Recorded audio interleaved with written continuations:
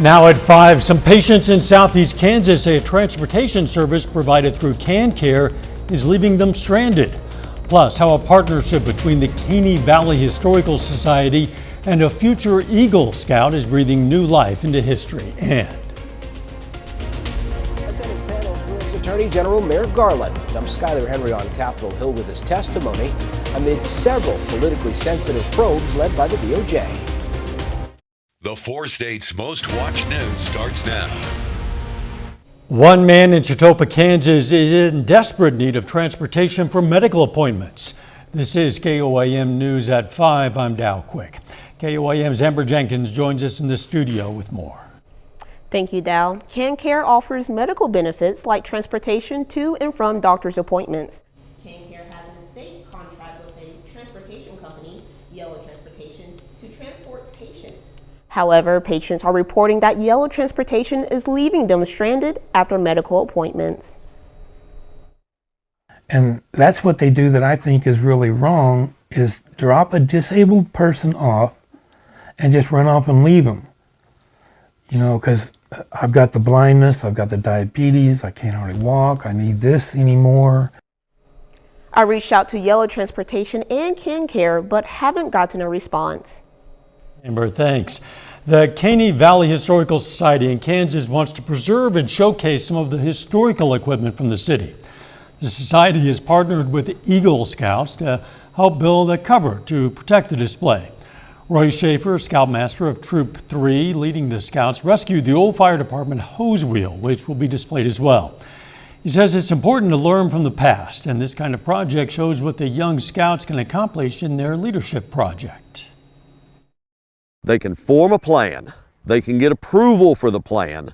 They can help raise the money if that's necessary. They can organize their people, their friends and their troop and the town people to help with, and then they can document all this because it's a very big experience in life skills. The Eagle Scout is looking to raise money for material to build the cover. They hope to finish the project by the city's Mayfest at the end of May.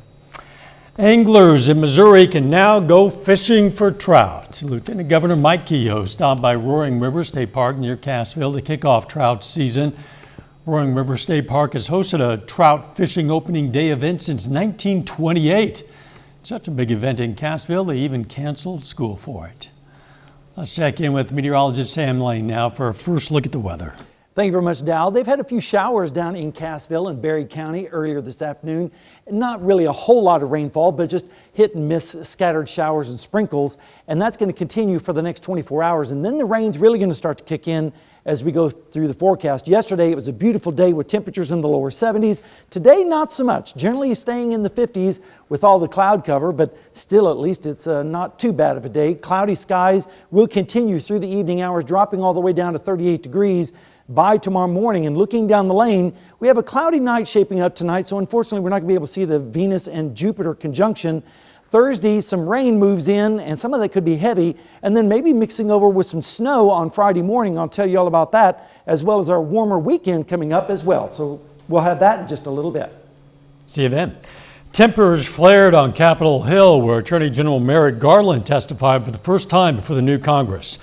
Among the most heated topics, the handling of protests over the Supreme Court's ruling on abortion. Skyler Henry reports from Washington.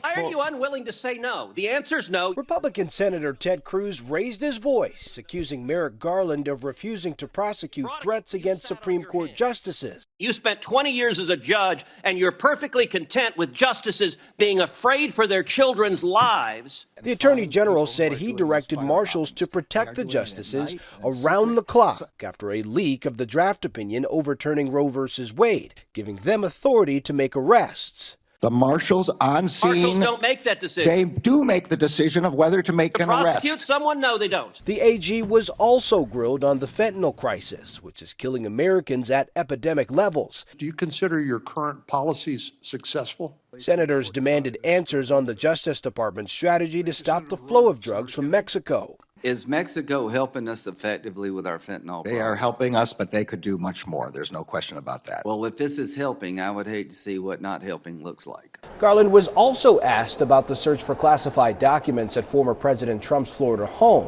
and if he overruled FBI agents on whether or not to raid the premises. You made the decision. I did. That's right. You said you did. No, I'm sorry. What I said was I approved the decision. So you didn't make the decision to raid? I approved the decision to seek a search warrant. Garland used his appearance to highlight his department's efforts to reduce violent crime and said the DOJ works to fiercely protect the civil rights of Americans. Skyler Henry, CBS News, Capitol Hill. Congress also brought in some key drug and medical officials to discuss the fentanyl crisis. Fentanyl is the leading cause of death for Americans ages 18 to 45.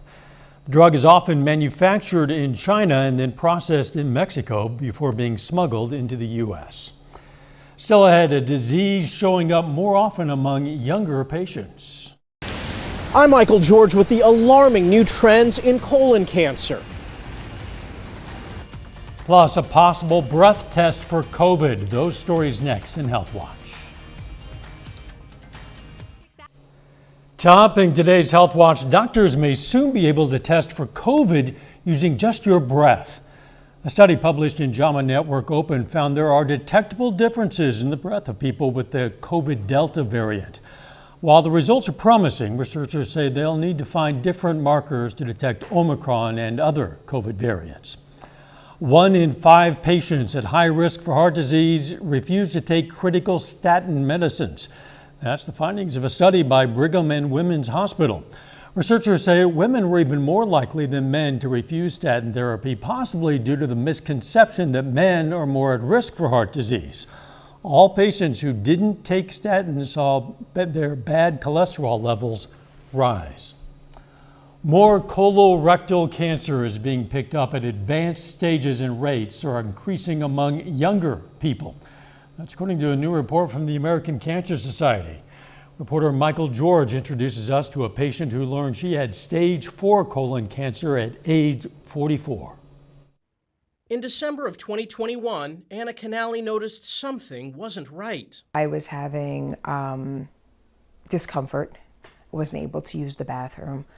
I looked like I was 6 months pregnant. She saw her doctor and scheduled a colonoscopy for the following month, the day after her 45th birthday. I didn't even make it to that point because then I ended up in the emergency room. At age 44, the Long Island mother of 3 was diagnosed with stage 4 colorectal cancer that had spread to her liver.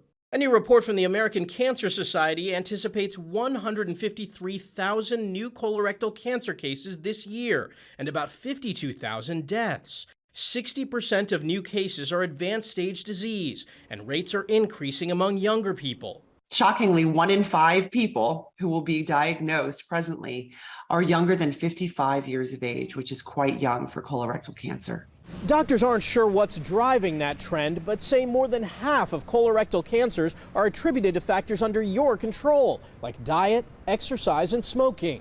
Doctors recommend knowing your risk and getting screened, ideally with a colonoscopy starting at age 45. I don't remember what my life was like before cancer. This has become the new norm for me. Canali says despite the rigors of her chemotherapy, she's living a full life with her family and staying positive. I know that I'm going to be okay. I have that, I can see it, and I know that my positivity can help others. Canali wants others to be aware of their bodies, and if they feel something, say something. Michael George, CBS News, New York. Colorectal cancer is still the 3rd deadliest cancer in the U.S. The American Cancer Society says this recent shift toward a younger patient demographic is making it more difficult to save lives. And that is a look at today's health news. A little bit later, our pet vet on call. Hi, I'm Dr. Eva Dudek from Parsons Pet Hospital. Coming up, we're going to tell you why dogs hate cats. And we're going to talk about whether it's going to rain cats and dogs over the next couple of days. We'll have the forecast when we come back.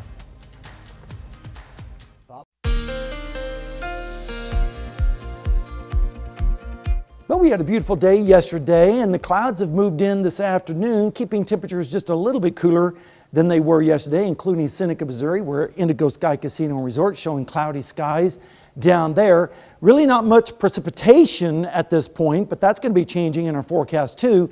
This afternoon we made it up to 62 degrees after starting out at 49, which was above the normals of 54 and 33, and we can get as close to 90 degrees, 87 back in 2006, and we can get as cold as 5 back in 1962. Radar right now is pretty much on the clear side, but there are a few showers over towards Branson. The green here is indicating where we have a flood watch in effect.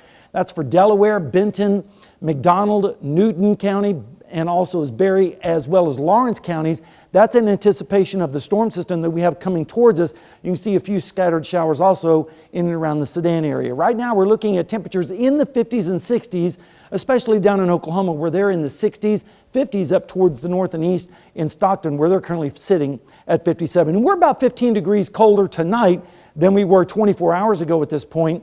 So we are cooling down just a little bit. We're also seeing quite a change and a contrast in our dew points. It's as dry as 18 in Yates Center, but moist down in Bentonville, relatively speaking, with a dew point of 38. So the moist air is starting to work its way back up into our area, and that's going to help out with the rainfall. 57 in Joplin right now, northeast wind at 8. Feels like 57 with a dew point of 31 degrees. And in Pittsburgh, you can see the wind out of the northeast here with a temperature of 58 and the dew point is 26. And that wind is out of the northeast at 6 miles per hour. Severe weather risk tomorrow is going to be down in the Arklatex region. In fact, probably several long track tornadoes expected down that way. Up in our area, there is a marginal risk of severe weather. Most of it's going to stay to the south. Thank goodness. The only thing we really have to worry about is a moderate chance of heavy rainfall, and that's why that flood watch is in effect. You can see on the rain chances, we're going to see dramatic increase as we go through tomorrow, up to basically 100% by tomorrow night. Temperatures are going to be in the 30s tonight, lower 40s down to the south with northeasterly winds with clouds here and there. Then Thursday, we're going to see those scattered showers developing with highs in the 50s and 60s. And then by Thursday evening, here comes the rounds of rain coming up from the south. And notice by Friday morning, the winds turn around to the north and west and temperatures dropping down into the 30s. And you know what that means. We could see some of this rain mix over with or change over to some snow before it all ends by Friday afternoon with temperatures in the 40s. And then as we go through Friday night into Saturday morning, temperatures in the 20s and 30s across the area. Rainfall amounts are going to be highest down to the south and east where they could pick up a couple of inches before all is said and done. Lighter amounts to the north and west. And on the snowfall amounts, this model is forecasting accumulations. I'm not convinced at this point yet, but wouldn't be surprised to see a dusting of some snow before it's all over with. Temperatures tomorrow are going to be in the 50s and then 40s on Friday with that chance of snow mainly in the morning, and then warmer for the weekend. We won't even be thinking about snow by Monday with a high of 71, and the next week looks unsettled with several chances of rainfall and yes, a winter mix. Oh my gosh. Up and down. So you said we won't be thinking about snow come Monday, but then soon enough we'll be reminded about That's snow. the 4 states. Thanks, Sam. Coming up, why a major drug maker is cutting the price of insulin by 70%. Topping today's Consumer Watch, relief is on the way for diabetes patients crushed with paying high costs for insulin. A major drug maker is cutting prices and expanding a cap on costs for those with and without insurance. Wendy Gillette has more on the changes. This ad from Eli Lilly announces its new pricing for insulin, capping out-of-pocket costs for diabetes patients at $35 a month.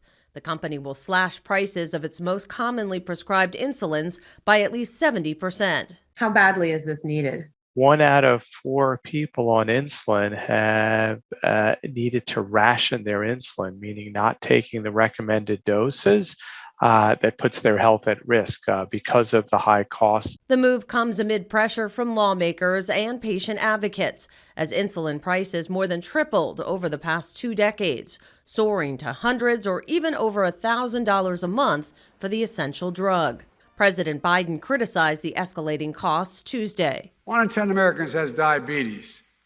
Every day, millions need insulin to control their diabetes and to stay alive. The president released a statement about Wednesday's development that says it's a big deal and it's time for other manufacturers to follow. The American Diabetes Association says 37 million Americans have diabetes and 8 million require insulin. The association says low-income Americans are more likely to develop the disease, so price reductions of insulin are especially necessary. Wendy Gillette, CBS News, New York. In January, the federal government started applying a $35 cap for insulin for those on Medicare. An important consumer alert about an ignition key problem that can shut down an SUV's engine while driving. Nissan is recalling more than 800,000 Rogue and Rogue Sport SUVs that have a jackknife-style ignition key. The models go back to 2014. The company says the key can collapse into a folded position and inadvertently stop the engine. Nissan says it's not aware of any crashes or injuries related to the glitch. American Airlines has changed its policies to guarantee children can sit next to an accompanying adult. The issue has taken center stage since President Biden mentioned it in his State of the Union address. United Airlines announced last week it's working to make sure kids under 12 years old can sit with their families without additional fees. American's policy applies to kids 14 and younger. TikTok has announced a new way to prevent teens from endlessly scrolling on its app. The social media platform says in the coming months, accounts for users under 18 will default to a 1-hour screen limit. Once 60 minutes hits, teens will be prompted to enter a passcode to extend their time on the app. This new setting can be turned off, but if it is, teens who spend more than 100 minutes a day on TikTok will be prompted to set a daily screen limit for themselves. Our Pet Vet on Call next.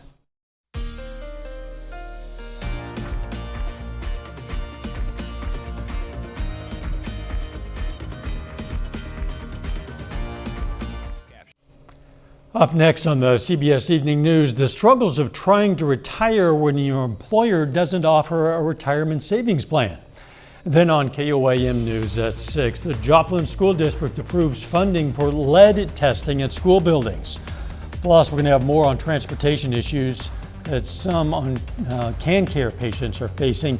And we're going to hear from the Pitt State women as they prepare for rival Missouri Southern in the MIAA tournament. Stay with us for the CBS Evening News and then KOAM News at 6.